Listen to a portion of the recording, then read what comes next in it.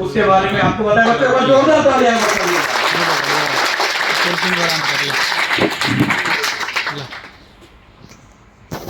माननीय कुलपति professor JP Yadav साहब,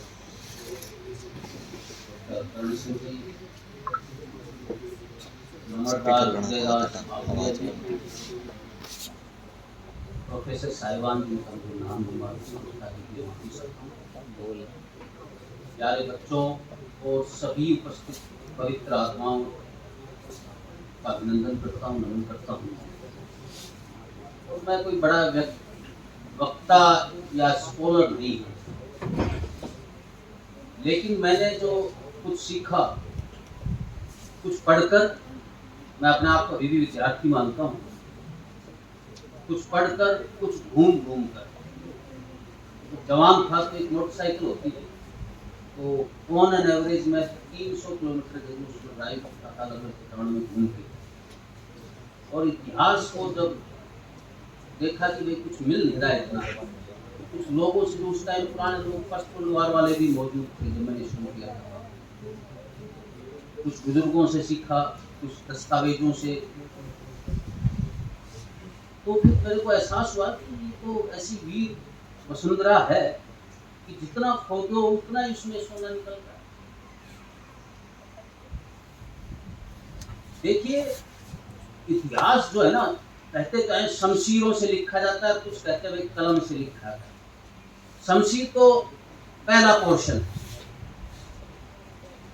वीर पुरुष राष्ट्र और समाज के लिए, मानवीय मूल्यों की रक्षा करने के लिए शमशीर से खून बहाते हैं, और बाद में जो है जो कलम के जो सैनिक हैं वो उसको आगे बढ़ाते हैं। अब ये जो वीर भूमि है,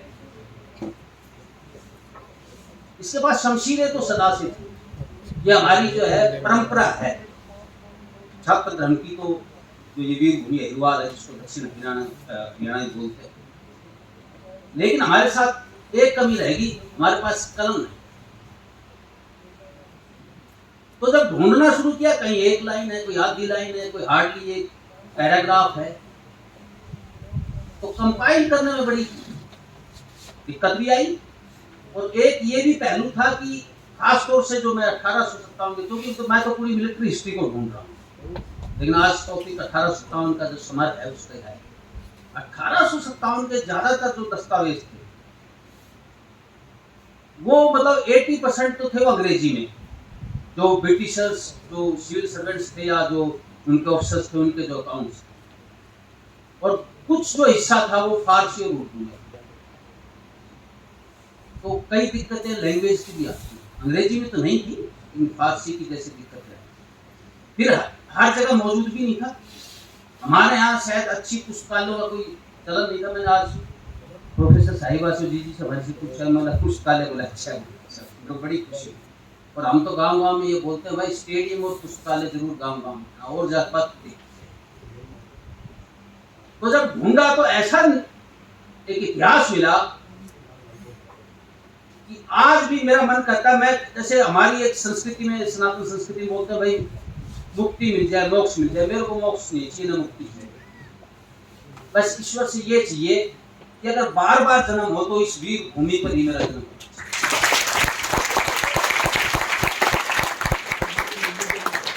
आज सबसे पहले तो नमन करता हूं शहीदी दिवस पर देश पर कुर्बान होने वाले तमाम पवित्र आत्माओं को। आज शहीद आजम भगत सिंह, राजगुरु सुखदेव को खासतौर से हम याद करते हैं। अभी प्रोफेसर साहब ने कहा कि 2 शहीदी दिवस हैं इस वीर भूमि के लिए, 3 हैं, एक 23 सितंबर भी है। मेरी उस ठगी को माफ करना। 1857 की क्रांति से आगाज, जिसको कागजों में माना गया 10 मई है, उसका ठीक है, उसकी पृष्ठभूमि पहले बन गई।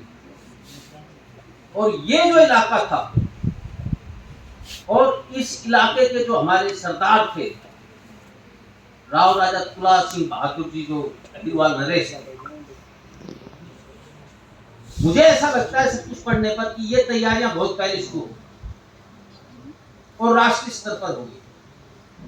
आपको ताजुब होगा, 10 मई को जब सुबह तो अम्बाड़ा में कार्रवाई शुरू होगी क्रांति की, और शाम को मेरठ में, तो आपको ताजुब होगा 17 मई को यहाँ पे भी शुरू होगी। इतना बड़ा तो फासला है भाई। आज की तरह कोई ऐसे फास्ट व्हीकल्स नहीं थे, पहले साधन क्या थे, ऊंट घोड़े। 17 मई को राव गोपाल देव जी को भेजा राव तुला सिंह जी ने कि भाई रेवाड़ी तहसील को कब्जे में लो और खजाने को अपने कब्जे में ले। 17 मई को यहाँ हमारे अहिवाल में बिल्कुल एक तरह से आगाज हो गया। इसका मतलब ये है कहीं ना कहीं हमारा लिंक जो है राष्ट्रीय स्तर पर जो भी इस समर के लिए पहले तैयारी की गई होगी, जो गुप्त योजना बनी होगी, उसमें हम एक अहम रोल प्ले करें।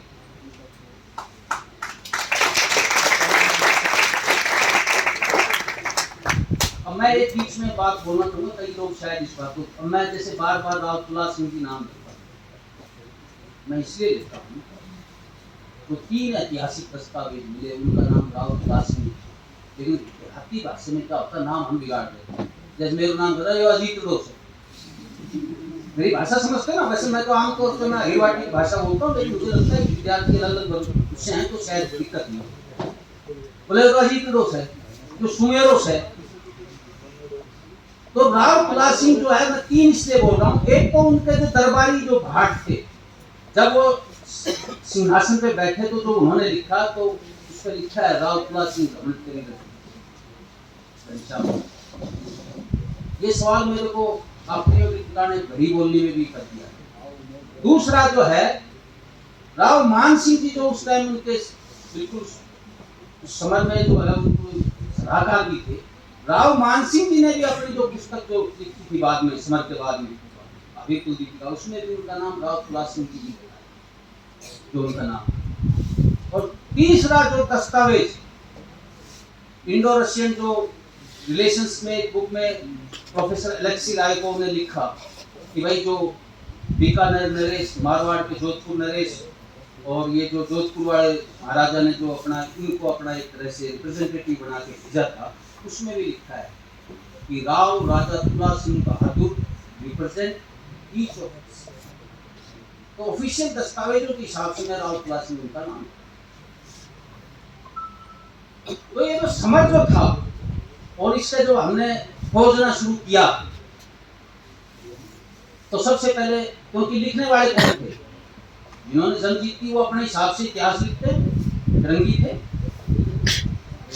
दूसरे जंग हारे हुए थे, उनमें लेखक जो ज्यादा था तो जो थे, क्या तो मुगलिया सल्तनत के कुछ जो लोग थे जो उनके लिए काम करते थे वो थे। तो हमने हर किसी की जो वर्जन था वो ढूंढा। तो आपको मैं एक कहानी बताता हूँ कि हम कैसे, जैसे मैंने कहा ना, तो 17 मई नहीं, 10 मई को भी हमारे लड़ाके वहां मौजूद। राव किशन सिंह जी, जो राव तुला सिंह जी के जो काका श्री, जो हमारे कला निकल या चाचा, वो वहां के कोतवाल थे मेरठ के। अगर ये जब तमाशा शुरू हुआ और जब महासमर के लिए हिंद खड़ा हुआ, तो वहां जो आसपास गुर्जरों की काफी आबादी थी। तो उन्होंने जो ब्रिटिश अथॉरिटीज थी, उन्होंने कहा कि भाई सबसे पहले इनको कंट्रोल में। तो उन्होंने जो कहा कि भाई इनको पहले दबाओ।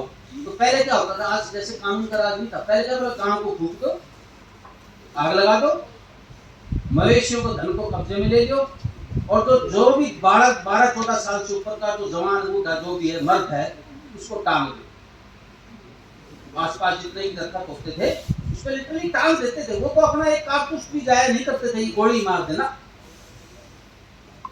तो एक गुगोल नाम का गांव था गुजरों का, उसके ऊपर कार्रवाई के लिए बना। तो अंग्रेज अफसर ने कहा तो राव किशन सिंह जी के जो की संस्कारों में देशभक्ति और अपने हमवतन भाइयों के लिए प्रेम था, तो उन्होंने पहले यहाँ इतला करवा दिया कि भाई गुजरों गांव खाली कर। और जब अंग्रेज अफसर अपने पूरे जो है मैं लश्कर वहां पहुंचा, तो देखा तो गांव को चिड़िया भी ना उड़ रही, किसको मारे बताओ, किसको सजा दे। तो उसने फट वो कह दिया कि भाई इसका मतलब ये राव किशन सिंह जी ने जो है हमारे साथ हो भाई।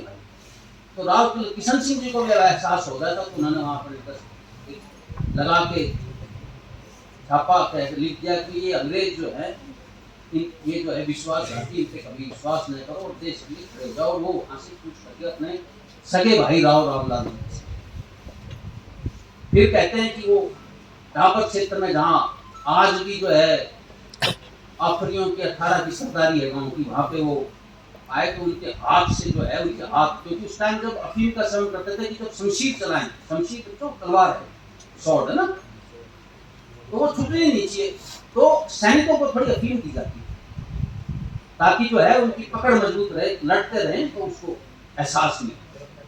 तो कहते हैं कि हाँ आपने हम जो भाई थे आपके लिए उनके पास उनके गर्म तेल से उनके जो है वो तलवारें मूठ जो है उनकी छुड़वाई और फिर वहाँ उन्होंने कहा ठीक है भाई अब हम जमेंगे। और ये सारे जो इलाके में जो गिरवाल में क्योंकि सबके आपस में रिश्तेदारियां होती बड़े बड़े ठिकानों वहां फैला। और उसके बाद जो है यहाँ आगे रेवाड़ी, और रेवाड़ी अपने भतीजे जो यहाँ के शासक थे राजा सिंह, उनको कहा भाई तैयारी शुरू करो, अब तो महासमर होएगा और पूरे हिंद इसमें जो हो करेगा। आपको ताज्जुब होगा, पूरा पंजाबी सूबा, पंजाबी सूबा मतलब पाकिस्तान का पंजाब, हमारा पंजाब, ये हिमाचल, ये यहाँ खुद मिर्जा गालिब ने लिखा है। Mirza Ghalib was a witness to 1857, मतलब वो वहां उन्होंने अपने आंखों से देखा था। मिर्जा गालिब तो भाई शायरी की दुनिया में आप सबने नाम सुना होगा, है ना, एक हस्ती है। उन्होंने लिखा कि इस पूरे सूबे के अंदर जो बगावत का झंडा बुलंद कर रखा हो राव राजा तुला सिंह जी ने।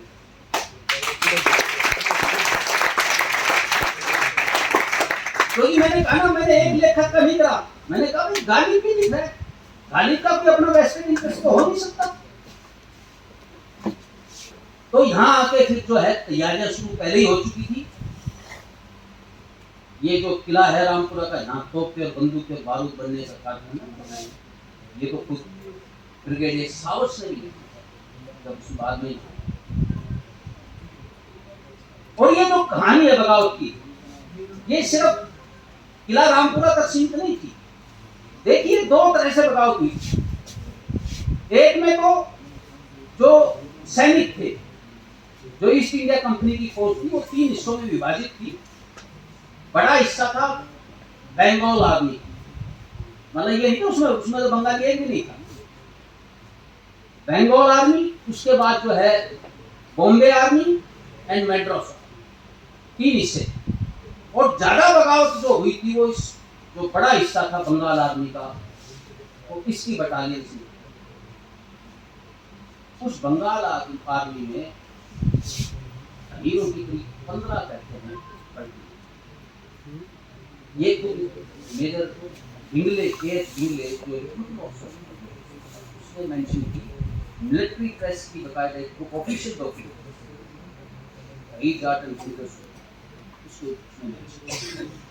अब क्या हुआ, यहाँ तो बगावत का मतलब ये जो स्वतंत्रता समर्थ है इसका एक अलग पहलू, यहाँ सैनिकों का रोल तकरीबन ना के, लेकिन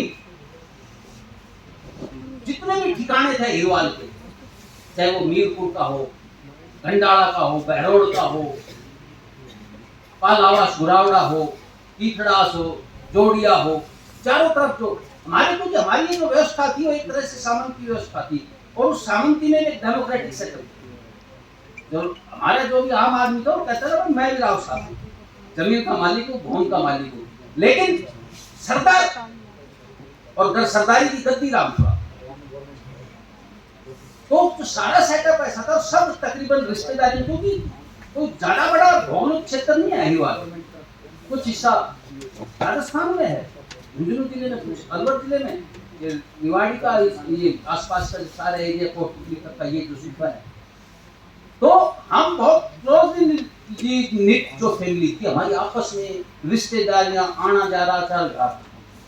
तो जब ये यलगार हुई जो समर के लिए 1857 में, तो बहुत जल्दी लोग इकट्ठे हो गए। अब तो आप देखो आपके पास ये मोबाइल है, लेकिन आप 100 आदमी इकट्ठे करके दिखा दो, लेकिन 7 से 8 हजार आदमी नसीबपुर के रण क्षेत्रों में जूझने के लिए खड़े हो गए, तो कैसे हुए भाई?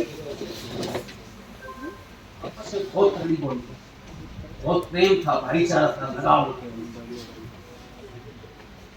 अब आप देखिए, जब ये 17 मई को यहाँ पे कब्जा कर लिया, तहसील पे खजाना अपने उसमें ले लिया, अब क्या सीधा जो है मोहम्मद शाह जफर जो था, जफर को भाई मेन जो उसको एक तरह से हेड ऑफ दी जो रिवोल्ट माना गया था, तो जफर के पास पैगाम भेज दिया गया कि हम तैयार हैं फिरंगी से लड़ने के लिए, देश को आजाद कराने के लिए, तो आपको जो चाहिए जो मदद वो हम देंगे, आदमी की भी और माल। तो यहाँ से बकायदा जब उन्होंने पैसे मांगे तो पैसे भेजे गए, रसद मांगी रसद भेजी गई, अफीम भी जवानों के लिए भेजी गई, उस टाइम से इस्तेमाल करते। और बकायदा उनका एक रिप्रेजेंटेटिव, मैंने बकायदा एक जो दस्तावेज पढ़ा उसमें डेट वाइज उसमें दिया था, इस तारीख को राव तुला सिंह जी का रिप्रेजेंटेटिव राव राम सिंह जी हाजिर थे, क्योंकि कई जो है अज्ञानतावश सवाल खड़ा करते हैं, तो मैंने कहा भाई इसका तो पूरा तोड़ निकालना पड़ेगा और दस्तावेजों के साथ निकालना पड़ेगा। तो बकायदा डेट वाइज है कि इस तारीख को वो हाजिर थे। इवन जो एक बुक है Munshi Jeevanlal trait of beauty, उसमें भी उसने मुंशी जीवनलाल ने लिखा है, वो वहां उस टाइम मौजूद था दरबार, वो अंग्रेजों की तरफ फिर बैठा है दिल्ली के गढ़ के अंदर। तो चारों तरफ से हमने कोशिश करी कि कहाँ, क्योंकि कल मीडिया तो उठेगी भाई, और उठाएगी कभी कुछ राजनेताओं ने, कभी किसी और बुद्धिजीवियों ने। तो ये जब ढूंढ के निकाला भाई, अब हम जो है इसके ऊपर बोलने के लिए और इसको स्थापित करने के लिए तैयार। उसके बाद जो है सारी जो है उन्होंने तालमेल बैठाया। और एक और चीज बताता हूँ, 1857 के समय के दौरान जहाँ जहाँ एक क्रांति का आगाज हुआ, वहाँ कई जगह, कई ने मतलब मोस्टली सब जगह कई बार अराजकता का माहौल भी फैल गया था कि टैक्स कलेक्शन कौन करेगा, तो लगान कौन वसूलेगा, फिरंगी या जो नए काबिज हैं या जो पुराने पहले से काबिज हैं। तो सबसे बड़ी बात है लीडर की क्वालिटी क्या है। लीडर की क्वालिटी सिर्फ शमशीर उठा लेना नहीं है, लीडर की, सरकार की क्वालिटी ये भी है कि वो व्यवस्था को एक जन्म दे, अराजकता को रोके। तो आपको ताजुब होगा, हमारे हिंद के महानायक, मैं इनको भी भूमि अहिरवाल का ही नहीं बोलता हूँ, ये तो हिंद के महानायक है 1857 की क्रांति के, है राव राजस्थान। पूरे इस सूबे को जो उनके अधिकार क्षेत्र में ये घोड़ा पटोती है जो सारा पूरा दिया गया, उन्होंने इतना प्रॉपरली मैनेज किया कि आप दंग करोगे कि यहाँ किसी तरह की कोई अराजकता नहीं हो। और कुछ शरारती तत्वों ने जब कुछ करा यहाँ पे, तो बकायदा उन्हें दंड दिया, क्योंकि मृत्यु दंड का फरमान मुगल बादशाह ने उनको दिया था कि आपको हक है, आप मृत्यु दंड भी दे सकते। तो कईयों को लगता है ये बिल्कुल ऑन रिकॉर्ड है। और एक और चीज खासियत थी, ये लिखा गया, ब्रिटिश एक राइटर है स्टोक्स, उसने भी मेंशन किया इस पूरे एरिया में जो है, he was the only big magnet who commanded respect from his clan। और किसी जो वर्ग था उसमें कोई सरदार या जिसको कहते हैं सर्वमान्य सरदार नहीं था, लेकिन राव तुलाराम जो थे वह अहिरवाल के सर्वमान्य सरदार। जब ये पहाड़ जो है मेवात से उठ के जाटों के ऊपर घोड़ा यहाँ पर जो कुछ ब्राह्मणों के ऊपर जो आई चढ़ के, तो वो सबसे पहले, क्योंकि वो सरदार राव तुला साहब को ही मानते थे, राव तुला सिंह जी ने फिर उनकी रक्षा करी, लड़ाई भी लड़ी। और पूरे इस एरिया को उस जो एक एनार्की वाला दौर कह सकते हो, उसको बिल्कुल प्रॉपर्ली मैनेज किया। तो he was a leader part, वो रणभूमि का ही सरदार नहीं था, वो व्यवस्था को भी चलाने वाला सरदार। फिर जब ये सारा हो गया तो जगह जगह तो क्रांति जो है फैल गई, बुंदेलखंड में भी चली गई, इधर आपके अवध में भी चली गई। तो जब सब रहते तो फिर तैयारियां पूरे जोर शोर से हो गई। यहाँ बकायदा रिसाले खड़े करे गए, बटालियंस को ऑर्गेनाइज किया गया। अब आगे की बात बताता हूँ कि सबसे पहले जो मुख्य लड़ाइयाँ हुई वो 3 क्षेत्रों में हुई अंग्रेजों ने। और ध्यान देने से पहले तो उन्होंने कहा कि भाई दिल्ली को कब्जा, एक सिंबल था दिल्ली कि जिसके पास दिल्ली का ताकत है वही देश का राजा।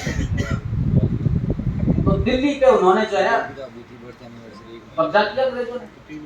उधर अवध की लड़ाई जो है 7वीं चल रही थी लखनऊ को कब्जा करने के लिए और बुंदेलखंड। तो जैसे ही दिल्ली को उन्होंने कब्जा ले लिया, अब उन्होंने कहा कि आसपास के इलाके की तरफ ध्यान ठंडा बुलंद। तो फिर जो है उनका जो एक अनुभवी सेनापति था अक्टूबर के महीने ने जो है यहाँ दिल्ली अपना कब्जा था। तो वो यहाँ रेवाड़ी है तो यहाँ खाली कराए वजह थी। मैंने कहा ना ये वाली जनरल पावर उन्होंने कहा ये दिल्ली में अंग्रेजों को रसद और मुख फट मिल जाएगी, इधर से राजपुताना इधर आ जाएगा। तो सबसे पहले आप क्या करो, सबसे पहले एक ऐसी जगह जाओ जहाँ अंग्रेजों को पकड़ने। तो वो जो है नारनौली। ब्रिगेडियर जनरल सावर्स ने कहा कि भाई ये जो इतना काबिल नेता है कि यहाँ पे ये तो बड़ा बोला बारूद हथियार बना फाउंड नहीं है। और फिर उसने यहाँ से जाने का के आसपास के जितने भी थे जज्जर नवाब को पकड़ लिया और जो बल्लभगढ़ और ये जो फरुखनगर इसको करके शाम को फिर से इसको दिल्ली ला दिया। तो उन्होंने कहा कि नहीं, अगर इस इलाके को पूरा कब्जे में करना अंग्रेजों ने तो पहले तो राव राजा तुला सिंह को जाना।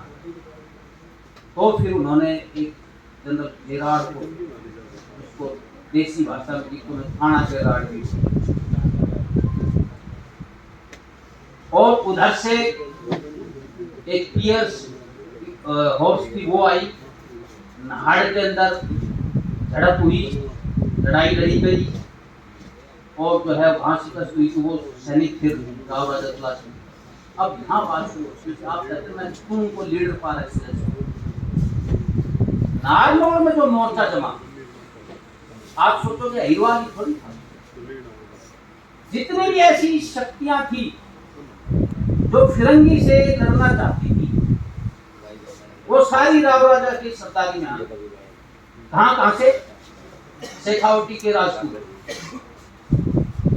इधर से जो आपका जोधपुर का जो रिसाला था, आवा के ठाकुर का जो बगावत कर चुका था उसके जो आदमी वो सारे इनसे आते और उनको अपना सरदार माना और उनकी सरदारी में एक युद्ध हुआ नसीब। तो ऐसी हस्ती को देखो अभी तक उनकी शान और सम्मान नहीं है। मैंने कहा ना शमशीर तो हमारे हाथ में सदियों से रही है। ये इलाका हड़ और हथियार का है। शांति काल में हमारा आदमी हड़ की मुठ पकड़ के इस धरती को सीना फाड़ता है और अन्न पैदा करता है सबके लिए। और जब देश पे या समाज पे कोई भी आपत्ति आती है तो फिर वो हथियार उठाता है। तो हमारे पास हथियार तो रहा, शमशीर तो रही, लेकिन कलम ने जो है इंसाफ। अब आपको मैं बताता हूँ नसीब जो लाल मोर्चा जो सबसे बड़ा है उसकी मैं ऐतिहासिक तथ्य आपको बताऊंगा। वर्ल्ड वार के अंदर करीब 181 या 182 बीसी में विक्टोरिया क्रॉस मतलब highest gallantry first world war. और ये जो 1857 का भाषण था इसमें भी 181 के करीब विक्टोरिया क्रॉस, लेकिन एक रिकॉर्ड बना जो अभी तक कायम है। फर्स्ट वर्ल्ड वार में नहीं हुआ, सेकंड वर्ल्ड वार में नहीं हुआ, कि एक अकेली तारीख 16 नवंबर 1857 एक ऐसी तारीख है अकेले दिन में 24 विक्टोरिया क्रॉस की। और आपको ताजु होगा वो एक विक्टोरिया क्रॉस जहाँ नसीबपुर में मिला। तो कोई विक्टोरिया क्रॉस ऐसे कंचे खेलने के लिए मिला नहीं भाई। कोई महासमर हुआ होगा, कठिन लड़ाई हुई होगी, बड़ी मर्दानगी दिखाई गई होगी दोनों पक्षों के। अगर विपक्ष कमजोर होता तो किसके खिलाफ मर्दानगी दिखाते? तो एक जो विक्टोरिया क्रॉस था बाद में कर्नल से रिटायर्ड जेम्स मिलेट ब्राउन, वो उसको दिया गया इस नसीबपुर के रणखेतों में मतदान। और जो यूनिट यहाँ भेजी गई बंगाल फुसिलर्स, वो जो है उस टाइम की एक एलिट यूनिट थी, लड़ाका यूनिट थी अंग्रेजों की फिरंगी। तो 16 नवंबर को जो लड़ाई हुई, 14-15 को हमारी फौजें वहां पहुंची थी। वहां की नारनौल की सराय में वो मोर्चा जमा किया था। पहले कोशिश की कानौड़, जो आज का महेंद्रगढ़ का है, उसके किले को काबू में लेने के लिए, ताकि वहां अच्छी जगह मोर्चा जमा सके। फिर उन्होंने जब वो कानौड़ के किले का एक वो जो था किलेदार, उसने सहयोग नहीं किया क्रांतिकारियों के साथ, तो फिर नारनौल की सराय में मोर्चा जमाया गया। उसके कई वजह थे।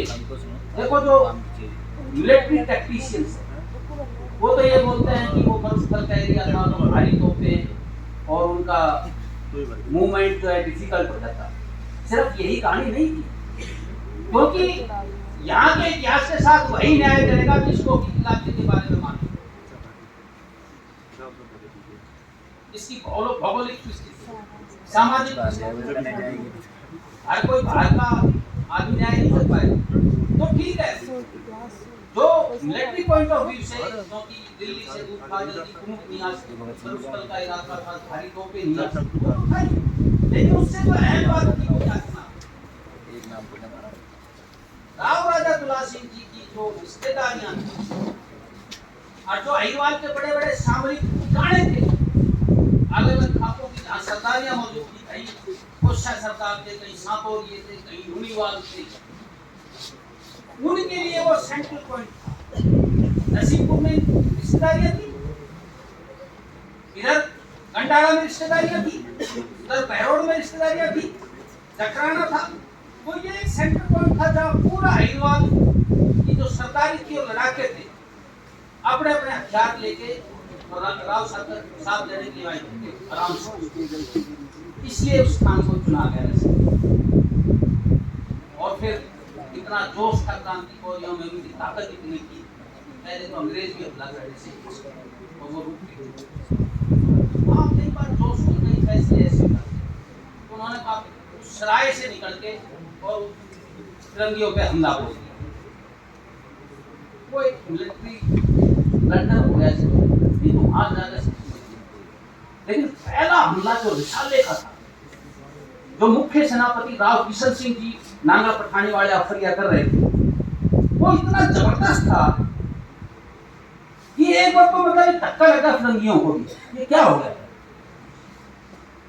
लेकिन एक अनहोनी ये हो गई कि उनकी तोपों की मार से हमारा जो हमलावर जो रिसाला था वो आगे हो गया, और पीछे की जो इन्फेंट्री थी उसके बीच में एक गैप पैदा हो गया।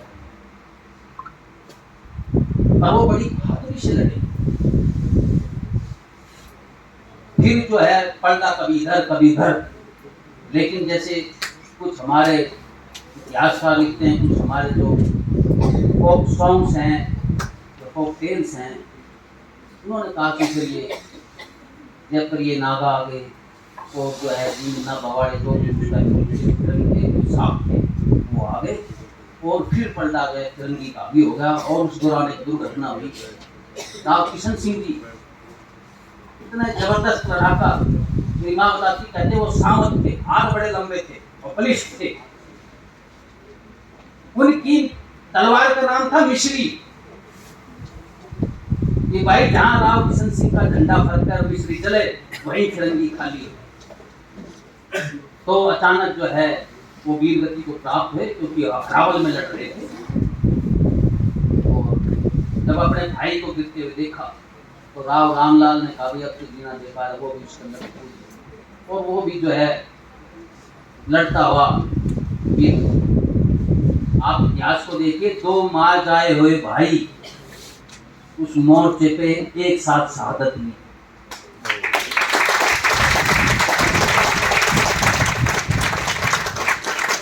और फिर जो है समद खां भी वीर गति को प्राप्त हुआ, शहजादा आजम भी। और मैं किसी भूल कर देखिए, ये जो नवाब थे, इधर की भी कुछ टुकड़ियां थी, हिसार का नवाब था, वो भी हमारी सरदारी में लड़े यहाँ पे। आप सोच सकते हो कि कितने बड़े महानायक थे। ऐसे ही किसी आदमी की सरदारी में लड़ने के लिए इस दौर में जो है कोई तैयार नहीं होता था। और फिर तो युद्ध का परिणाम एकदम बदल गया, क्योंकि वहां जब आ गई अंग्रेजों का साथ देने के लिए। लेकिन अब हमारे लोगों को नसीब की तरह है, ऐसा नहीं है। लड़ाई ये है असली बात। और मैं एक छोटा सा किस्सा और बताता हूँ, यहाँ मैंने एक पुस्तक में पढ़ा। क्योंकि अहीरवाद के जो भी लड़ाके थे, जो भी कहते हैं कि उस जमाने में 16 साल 14 साल से ऊपर का जवान था, गाँव हो जाता था, वो सारे हथियार ले लेके रण खेतों में नसीबपुर में जम गए थे। तो क्या हुआ, 12-14 साल के छोटे बच्चे रह गए थे। उन्होंने ऐसी कौतूहल से अपनी माँ से पूछा कि माँ, पापा कहाँ गए? पिताजी कितने, भाई कितने? बोला बेटा वो तो अंग्रेजों से लड़ने गए। तो बच्चों में भी इतना जोश था कि बोला भाई घर नहीं बैठेंगे, वो भी रणभूमि की तरफ चल दिए। और ताजुब करा जब उनको घर में हथियार मिला, जो सारे हथियार को लड़ा के ले गए थे। तो वो जो कुछ भी मिला था, जो एग्रीकल्चर इम्प्लीमेंट, जो आपके कुछ भी होता है, आपके जो काम करने के औजार होते हैं, वो लेके चल दिए। तो एक इतिहासकार लिखता है कि अजब हथियार है, दो संगीन है और कस्ता एक है। समझे? संगीन है जैसे आपको दो युद्ध जो होते हैं हथियार का, जो नुकीला हथियार, वो किसके लिए? वो जेड़ी थी मारी। तो जेड़ी खाकर रखम रखा हो वहां पर, देखना कितना जोश था, क्या संस्कार थे, क्या नस्ल थी। अंग्रेज को ताज्जुब होगा कि कौन सा हथियार ले आए। अब क्या हुआ, जब वो समर समाप्ति के होता, शाम होते होते अंग्रेज थक चुके थे, उनका भी नुकसान बहुत हुआ था। और हमारी लीडरशिप ने भी सोचा कि नहीं, ये अपनी लड़ाई और तक जो है उसके आगे का इतिहासकार तो आम आदमी वैसे ही था। भाई राव राजा तुला सिंह जी बहादुर को शेखावटी की तरफ निकल गए। पहले तो अपना परिवार, अपने रिश्तेदारों में छोटा सा बच्चा राव युधिष्ठिर सिंह, रानी साहिबा है, जो कि उस टाइम मल्टी मैरिजेज हुई। और फिर अपने सरदारों को लेके वो जो है चले कि भाई आप और राजाओं से, तो वो तो बीकानेर, मारवाड़ और इस तरफ। लेकिन जो और जो सरदार थे, जो छोटे छोटे जमींदार थे,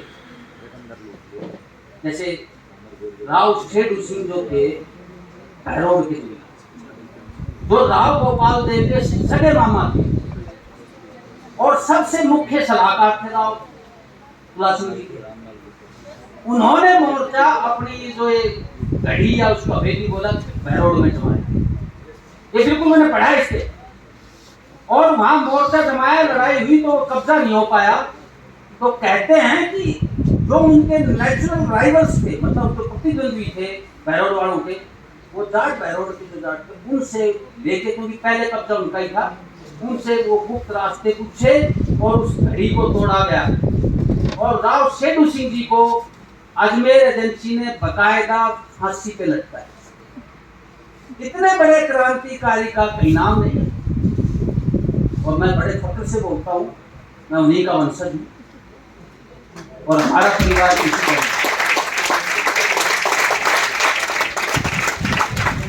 और हालात ऐसे हो गए थे, परिवारों में सिर्फ महिलाएं और छोटे बच्चे थे। हमारी कोई बड़ी दादी गढ़कोसली की बेटी, तो उसके भाई जब उनको ले आए, जो लड़ाई खत्म होगी, तो हालात इतने बुरे थे कि आप सोच नहीं सकते परिवार कैसे उजड़े, ठिकाने कैसे उजड़े। टाइम की पाबंदी तो नहीं। हाँ, वैसे मैं जल्दी, मुझे पहले बता देता था, हाँ, ज़्यादा बोर नहीं करूँगा। तो अब मैं मारवाड़ में भी घूमा हूँ। मैंने इतिहास सिर्फ कागजों तक सीमित नहीं रखा, मैं किताब में पढ़ा। मुझे ऐसे ऐसे परिवार मिले जो उस टाइम नसीबपुर से उजड़े लड़ाई से, और फिर क्योंकि वो छुपना था सबने, क्योंकि तो हम फिरंगी देवी काम करता था, मार दो, गांव जड़ा तो आदमी मार दो। तो कई परिवार भी मुझे उनसे मिला जो उस टाइम वहाँ मारवाड़ में जो है अलग अलग जगह में एक जाके छुपके एक गाँव में रहते। इतनी बड़ी क्रांति के भान आया वो था, और हम आज तक स्थान और सम्मान नहीं दिला पाए, तो ये हमारी कमजोरी है। उनके हिस्से में था शमशीर चलाना, वो उन्होंने चला, खून बहाना वो बहा दिया। लेकिन अगली नस्लों का जो काम था हमारी खास तौर से, हम उसमें फेल हो गए। उसमें मैं भी गुनहगार मानता हूँ अपने काम, पूरी तरह से अभी भी न्याय उनको नहीं करा पाए। तो एक तो ये दाऊदुल्ला राम जो है पीठ बनी है, बड़ी खुशी हुई है, क्योंकि ये जो मीरपुर है